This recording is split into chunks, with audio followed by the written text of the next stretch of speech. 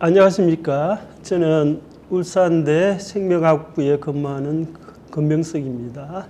저는 면역학을 전공하고 있습니다. 그래서 이번 미생물에 관한 강의, 미생물에 의한 질병 및 면역 반응에 대해서 제가 간단히 소개해 드리도록 하겠습니다.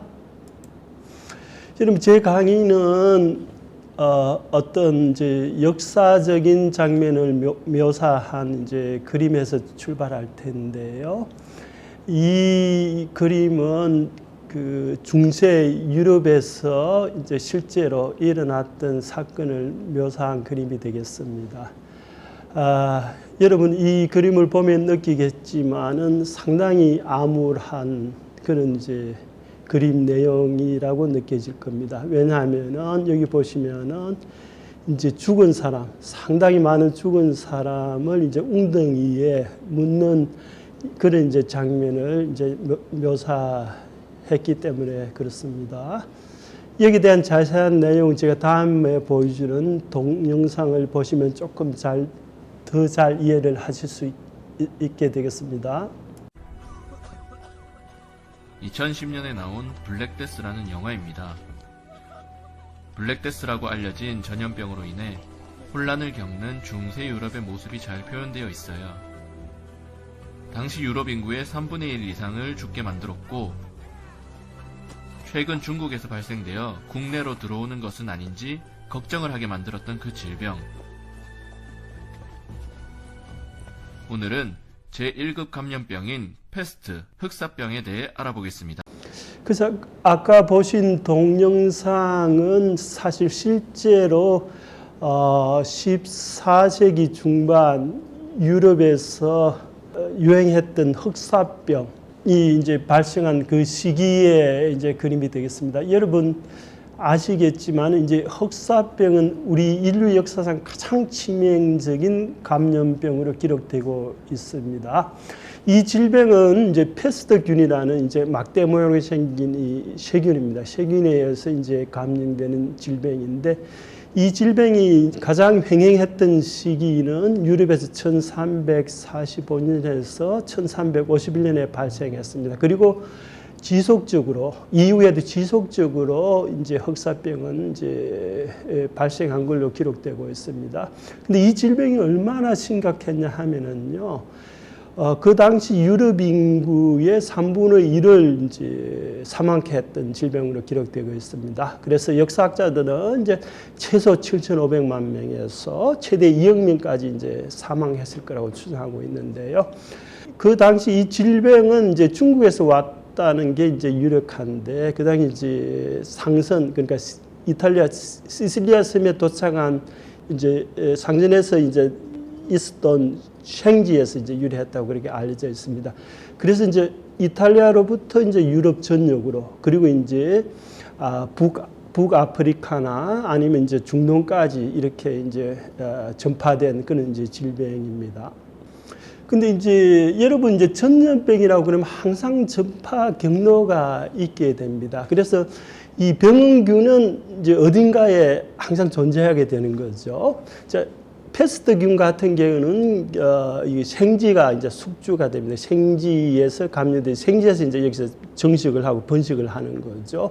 여러분 아시겠지만 생지는 이제 그 야생에도 있고 우리 집에도 있죠.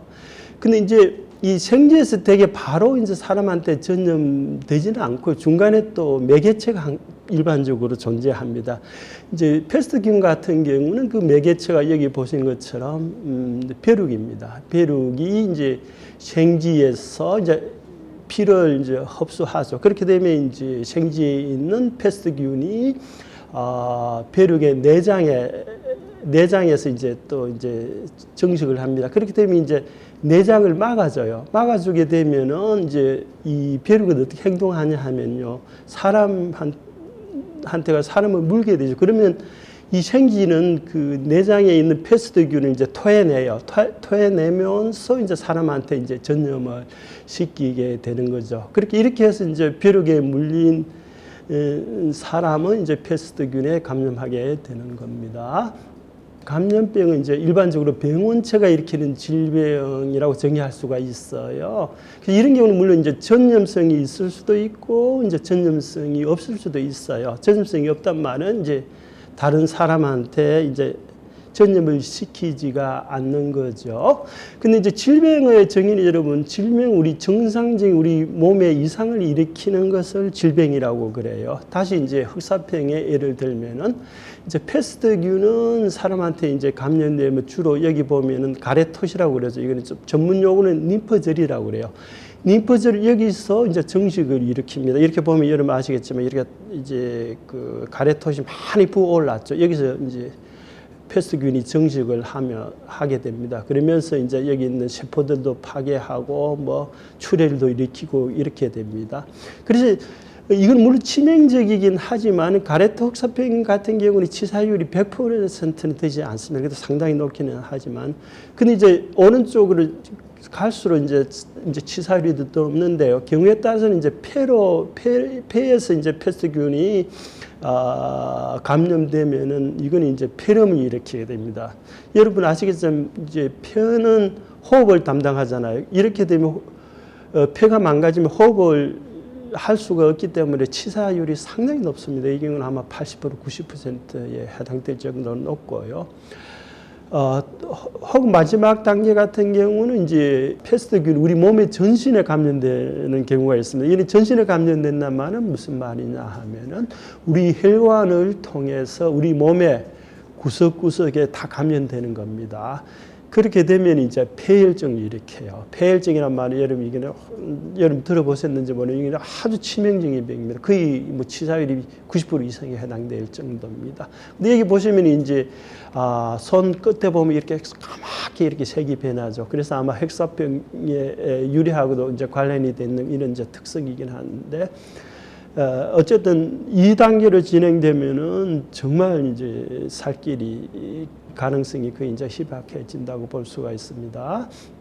다음에 이제 제가 소개할 내용은 이제 면역에 대한 부분인데 이제 병원체에 대응하는 우리 몸의 방어 시스템을 이제 면역이라고 합니다. 이 그림에서 보시겠지만 우리 외부 환경에는 무수한 병원균이 존재하죠. 거기에 대해서 우리 몸은 이제 방어 시스템을 구축하고 있습니다. 그럼에도 불구하고 왜 그렇게 병원체에 감염되면 이제 우리 몸에서 병이 발생하냐 하는 문제인데요.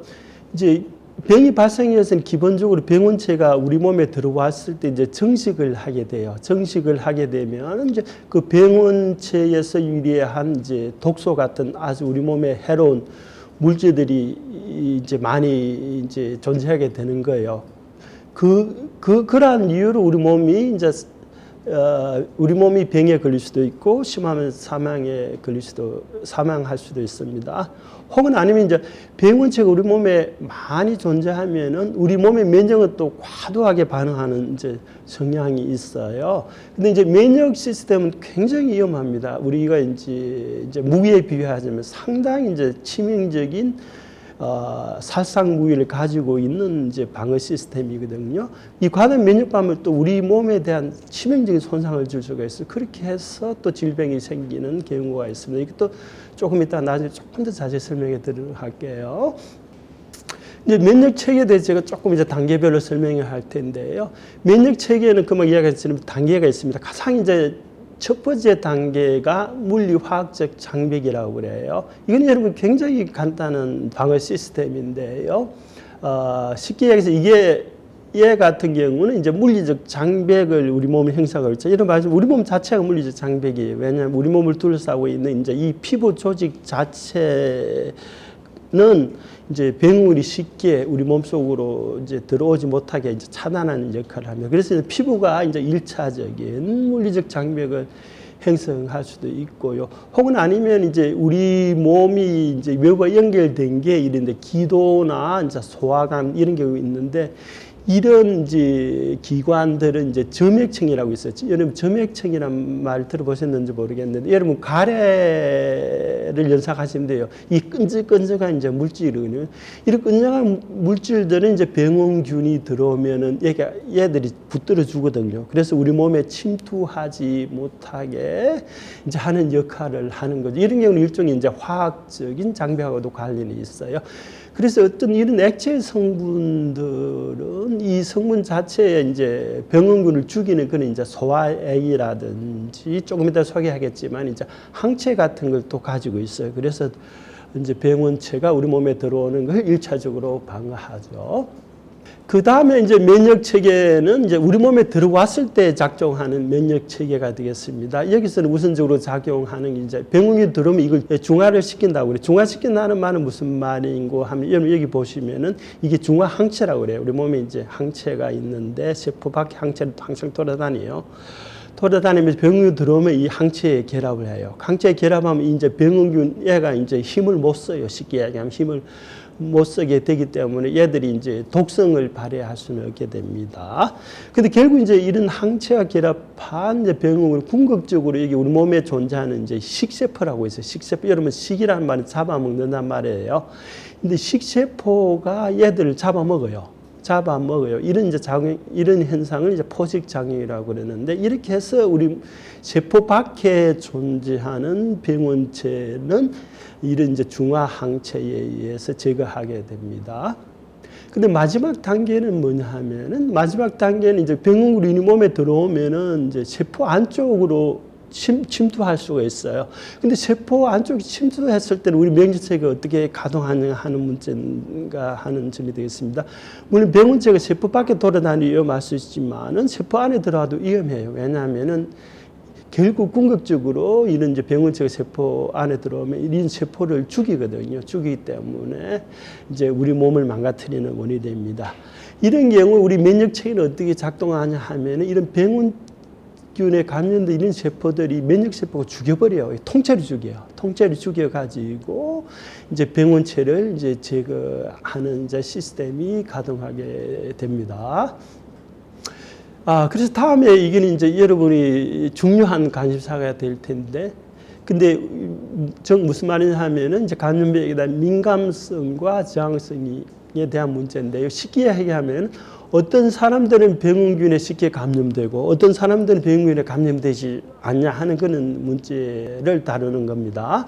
여기 보시면 첫 번째 게 보세요. 이제 면역하고 병원체에 비교했을 때 병원체가 면역을 억제를 하면 지배를 해버리면은 이건 당연히 이제 감염병에 걸려. 이런 경우 이제 민감성이 있다. 혹은 아니면 질병에 잘 걸린다. 이제 그렇게 이제 표현을 할 수가 있는 거죠. 이제 역으로 생각하면 이제 면역이 이제 병원체를 이제 능가해버리면, 다시 말하면 면역계가 병원체를 제거해버리면 이제 병은 생기지 않는 거죠. 이런 경우에는 이제 증상이 일어나지 않는 경우가 되겠습니다.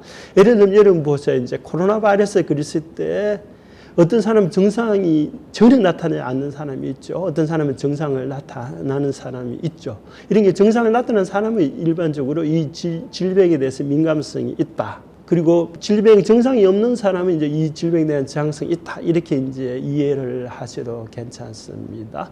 근데 세 번째 경우는 아까 제가 잠깐 언급했던 내용인데요.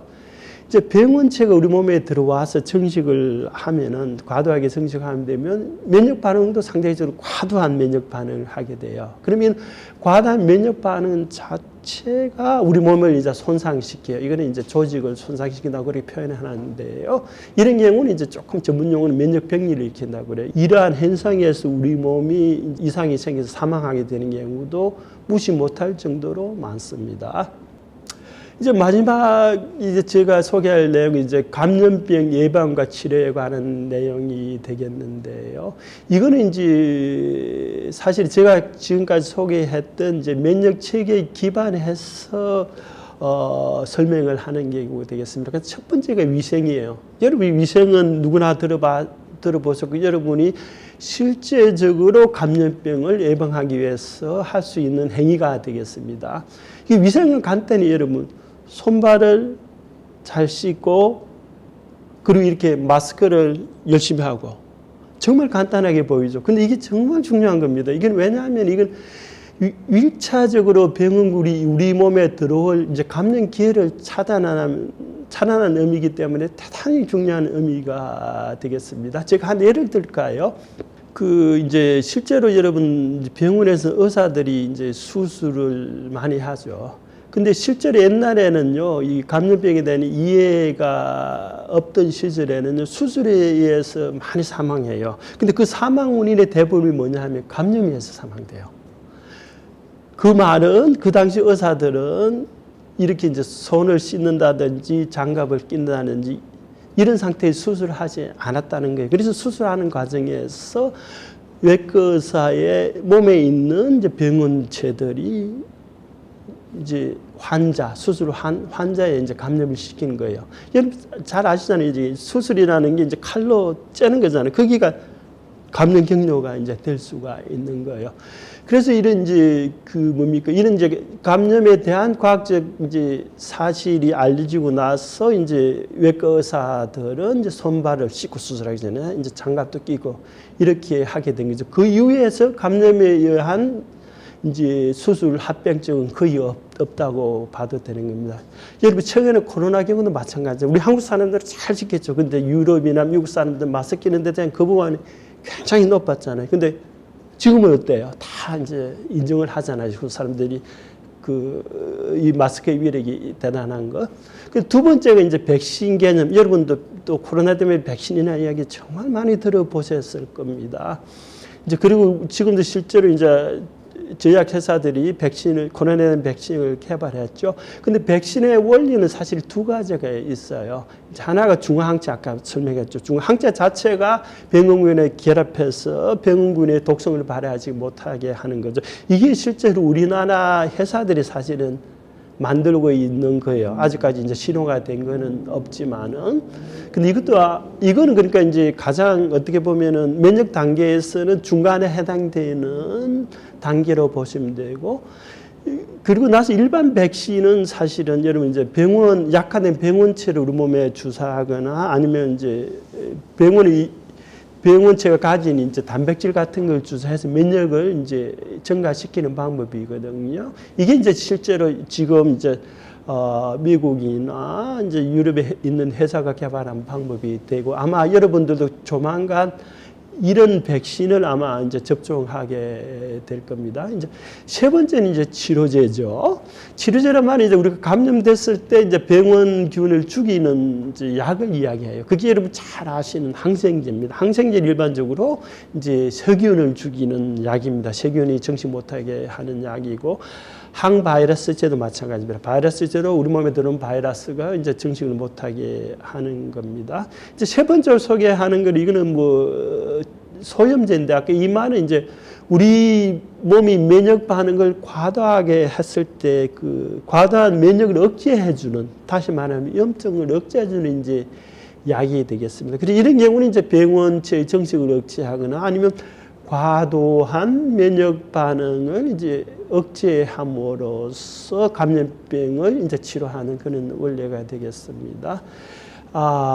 저는 지금까지 여러분 미생물에 대한 이제 감염병과 이제 면역에 대해서 간단하게 소개를 드렸는데 아마 여러분 조금이라도 도움이 됐으면 저는 더할 나위 없이 기쁘게 생각합니다.